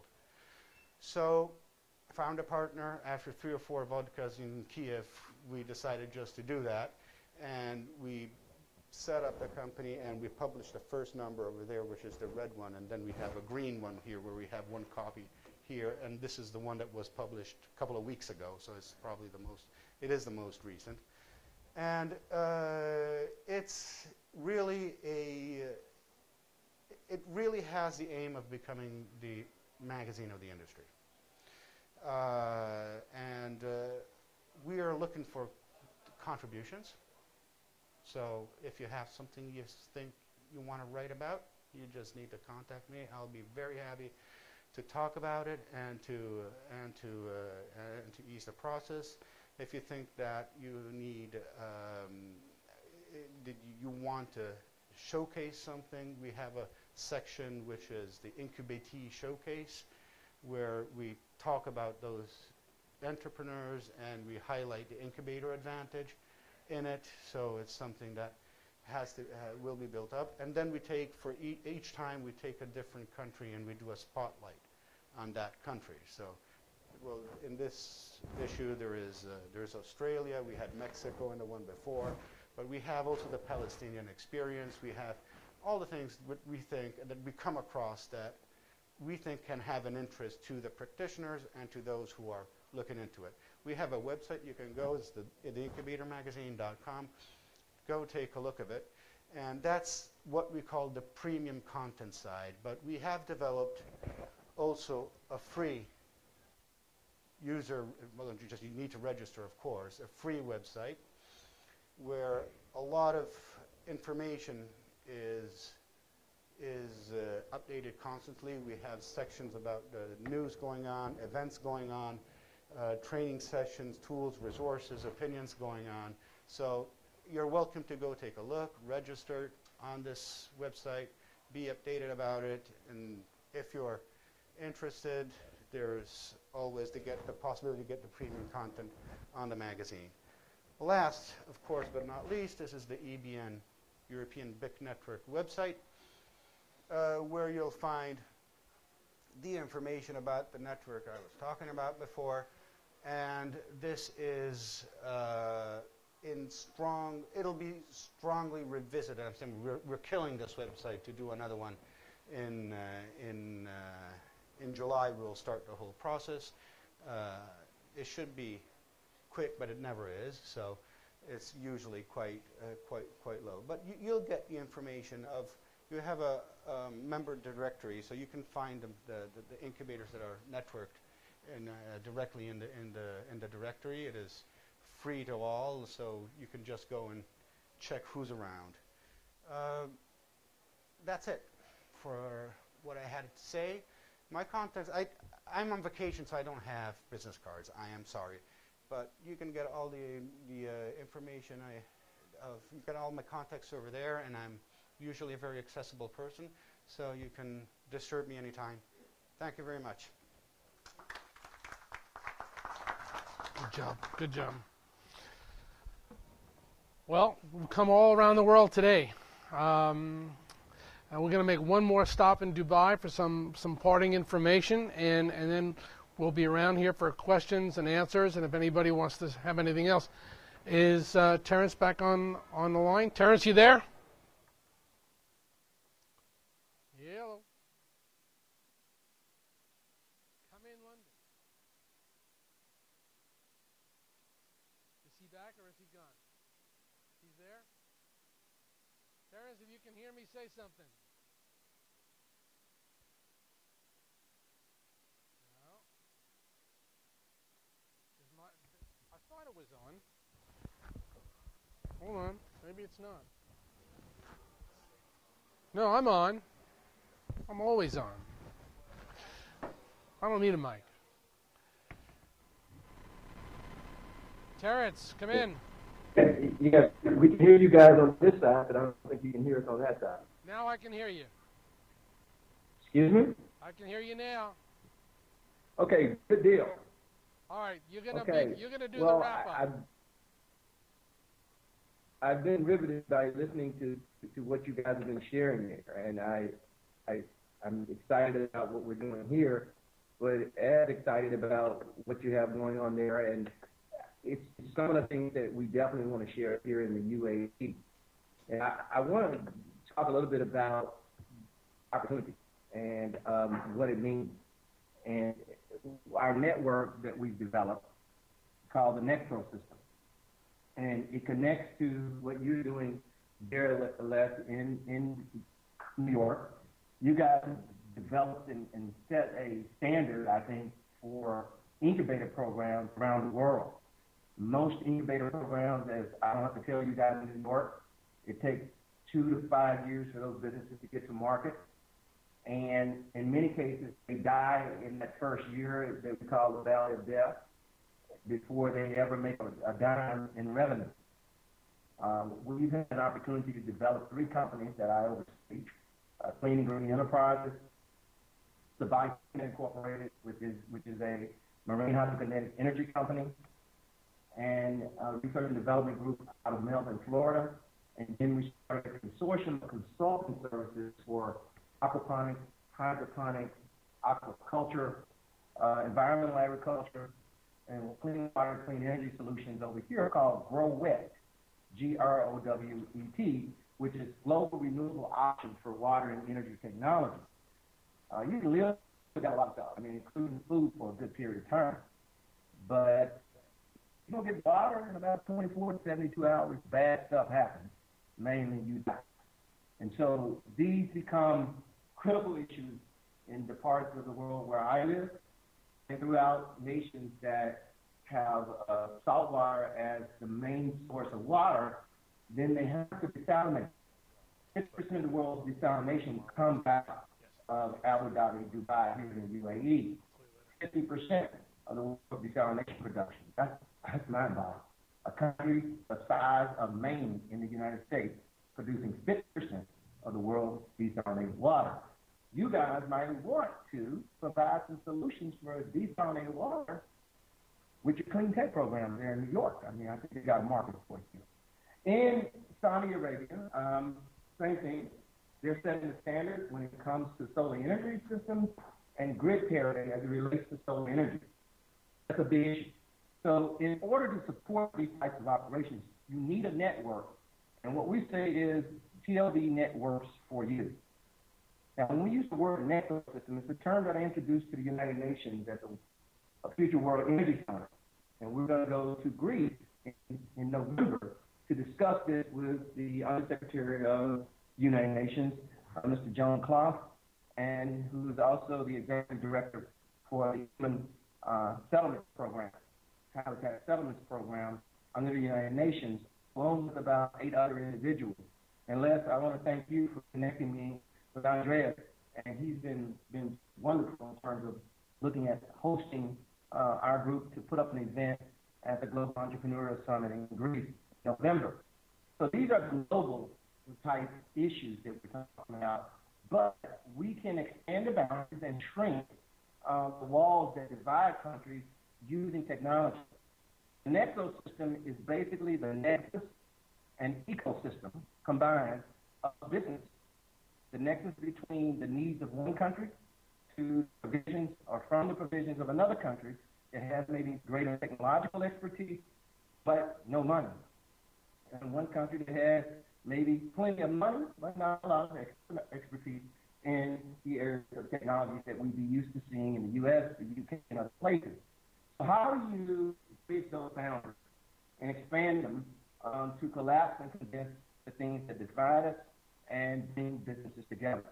We've developed something on the solution side of the equation called a DEP kit, which is basically a digital enhancement performance or peak performance kit, which is keep implementing technological solutions or keep implementing technology where you don't have the answer. And so you then take technology to bridge these gaps that we have between needs and between opportunities that have not actually been explored yet to actually fill the needs that people in this part of the world may have. And so you have a country here, again, that's less than 4 or 5 years old. So although you built a complete nation infrastructure-wise, how do you sustain it? And how do you maintain that in light of the fact that we're now starting to see big challenges when it comes to oil remaining the standard over the next 50 years? It's going to peak at levels that we now are seeing across China. That no longer they are now moving into their reserves rather than just selling oil. They're now buying oil and importing oil. You have situations like the food situation here, where 90% of the food is imported, 60% of that food is lost before it hits the shelf. 60%. So you never see it on the shelf. So somebody's losing a lot of money. And so these problems need to be solved. And if you start to look at ways that we can take technology to either move fruit production closer to the shores here, do aquaponics, hydroponics, aquaculture type technology and systems for growing food as well as fish. The fishing market here is huge, but the fish has been overfished to the point now where you have fish like salmon that are too young to eat, and you're depleting or making certain populations of fish species extinct. So we need technology in this area to fix that problem, so that in cases that where you have people who are continuously consuming, but in many ways not expanding opportunities to fill the gap around the deficiencies we have for that consumption. So we need greater provision for technology and for growing food and using techniques that we see at the University of Florida. We see it at the FAMU University. We see it at Florida Atlantic, when we start talking about aquaculture and aquaponics and other types of things. Disney champions hydroponics. When you go out to Disney there in Florida, in Orlando, and you go through the food section for vegetables that they have out there. I went through it about 2 years ago. It was just amazing. No soil. Everything is suspended in the air with water and mist. And, it's amazing to see how healthy that fruit is and that you can actually feed people. And actually, all of the food that they cook in their restaurants from the vegetables come from mostly out of their hydroponic farms. And so we know it can be done to feed large numbers of people. Look at the number of people that come to Disney each year. So solutions like toolkits, where we'll go into that another time. I won't hold people there long, but TLB is big, is Innovation Solutions, which is what the IS stands for, and the big is for Business Intelligence Group. We have a company in Florida that does the business intelligence work and provides that to our network, so we have the information we need to drive good business decisions. So we say the network works for you. It works for businesses. It works for our partners. We have a ton of partners on top, is what we say, of business expertise that we provide. TON stands for basically our trusted outsource network, which we basically vet businesses before they get into the network, and we give them a bill of trust to work with us. And then we provide the representation over here. Our trusted outsource partners are key partners that we use within the network to support businesses that want to locate here or transmit and do business here. We have some of those partners in the room with us tonight. They actually are vetted directly through our company because they provide services to our company. Servcorp, Sovereign, Barclays Bank. We do business with Inbad and the Islamic Bank.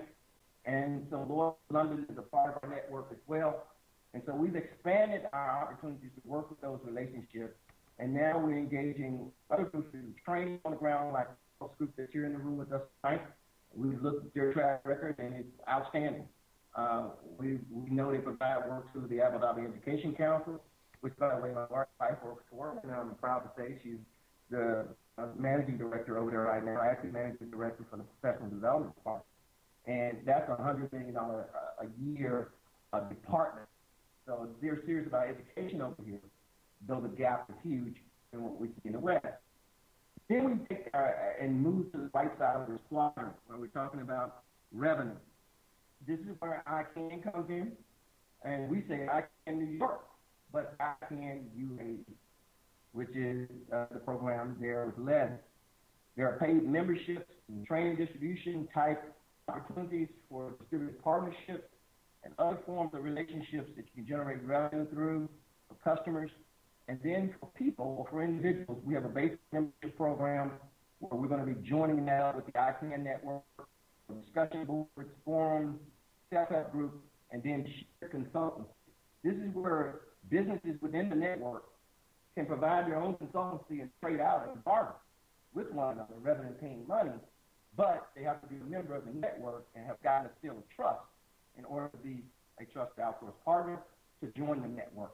We use the website to make this work, And at the center of that is our holding company that does representation, and then we share our client base with the trusted outsourced partners in the network to provide them the service they need. So if you were to locate over here, for instance, in the UAE, we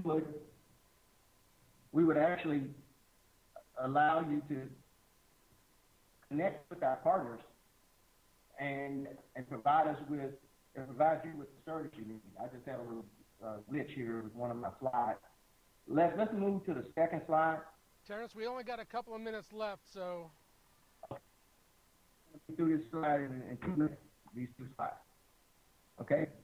And then the second slide, basically what we do is to offer services through our program that's basically patented for our desktop services, our maps, which is basically application systems and processes, and we provide the vision that you need to be successful over here.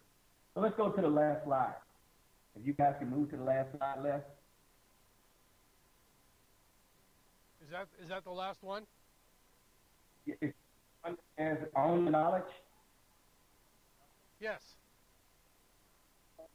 Basically, what we're doing is we're building bridges. We're building relationships. That's what we do over here. We transfer information through our company, build a relationship with your company, and as you can see, as you move from the left side of that bridge to the right side, there's a net inside of the bridge, which is the world cut in half. Over the water, we're sharing knowledge. And then in order for groups to really benefit from this, they have to own the knowledge. That's where groups like Focus come in and train and develop them. And then what we're talking about is basically the difference between languages and understanding cultures. Here, we don't say thanks. We say shukran. So thanks to you, Les. Thank you, Terence. No, it's shukran. You know, the common thread here this morning has been passion.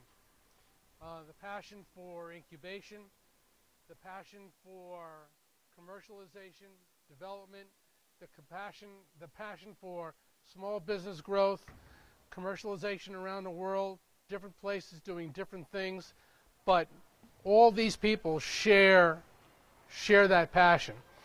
And if you've got a small business, if you're involved as an entrepreneur, and you can think about how do I do things a little bit differently, well, I think you've encountered a lot of people this morning that are really willing to step up and help you do that. So thank you to Terence. Thank you, Giordano. It's been a pleasure. Thank you to Jim, and thank you to everybody tuning in. And thank you to Sarah. Give everybody, come on. Sarah does a great job in helping us organize and doing our social networking and doing our programming, and it's a big job.